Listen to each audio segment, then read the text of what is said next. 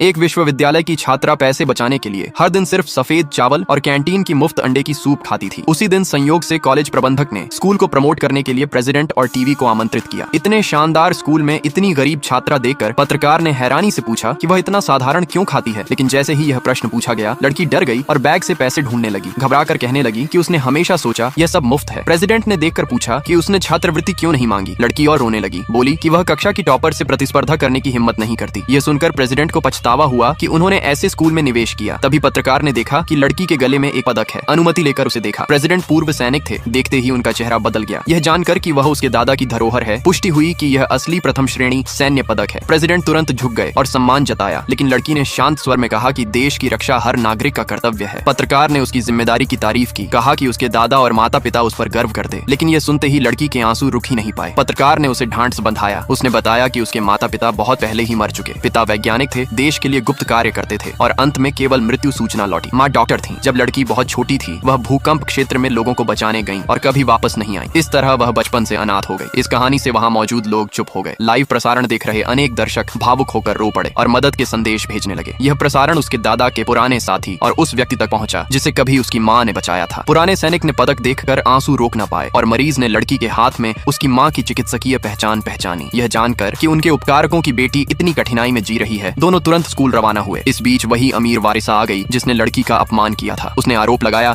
कि लड़की सफेद चावल खाकर गरीब होने का नाटक कर रही है। कहा कि चाहे गरीब हो, एक थाली तो खरीद सकती है। पत्रकार ने सुना तो संदेह किया और पूछा कि वह पैसा कमाने के लिए काम क्यों नहीं करती। जनमत तुरंत बदल गया। लोग सोचने लगे कि लड़की दया पाने का नाटक कर रही है, लेकिन वास्तव में वह रोज कैंटीन में काम करती थी। बस कल उसे मैनेजर ने निकाल दिया और पूरे साल की तनख्वाह भी रोक ली। कारण यह बताया गया कि उसने अमीर लड़की को नाराज किया। वारिसा ने पकड़े जाने पर मुआवजा देने का नाटक किया। 10 मिनट बाद उसकी सहेली 10 भाप वाले पांव और 3 थालियां लाई और लड़की को आदेश दिया कि सब खत्म करो। प्रेसिडेंट अब और बर्दाश्त नहीं कर पाए और रोका, लेकिन वारिसा ने गंभीरता से नहीं लिया। यहाँ तक कि उसने लड़की के माता पिता की आत्मा की पट्टिकाओं वाले मंदिर का उपयोग उसे धमकाने के लिए किया, क्योंकि वह स्थान उसके परिवार का था। विश्वविद्यालय छात्रा ये डर कर कि उसके दिवंगत माता पिता की आत्मा को शांति न मिले, अपमान सहने पर मजबूर हो गई। दर्शक गुस्से से भर गए। रास्ते में बूढ़ा सैनिक और वह मरीज अपराध बोध से भरते हुए कसम खा रहे थे कि चाहे सामने कितना भी शक्तिशाली व्यक्ति क्यों न हो, वे लड़की को न्याय दिलाएंगे। प्रेसिडेंट ने वारिसा को माफी मांगने का आदेश दिया, लेकिन स्कूल का अधिकारी डरकर धीरे से बोला कि निवेशक परिवार की बेटी को नाराज नहीं किया जा सकता। प्रेसिडेंट ठंडे पसीने से भर गए और सिर झुकाकर तुरंत माफी मांगने लगे। पत्रकार ने हालात देखकर चुपचाप कैमरामैन को लेकर हट गए। तभी पुराने सैनिक और मरीज स्कूल पहुंचे और मिलकर पाया कि दोनों ही लड़की के लिए आए हैं। इस बीच विश्वविद्यालय की छात्रा टूट चुकी थी, आंसुओं में विनती कर रही थी कि उसे छोड़ दें, लेकिन वारिसा ने व्यंग्य से हंसते हुए अपने गुंडों को आदेश दिया। अधिकारी ने हस्तक्षेप करना चाहा, लेकिन डर कर पीछे हट गया। जब किसी ने रक्षा नहीं की तो वारिसा ने इशारा किया और गुंडे लड़की पर झपट पड़े।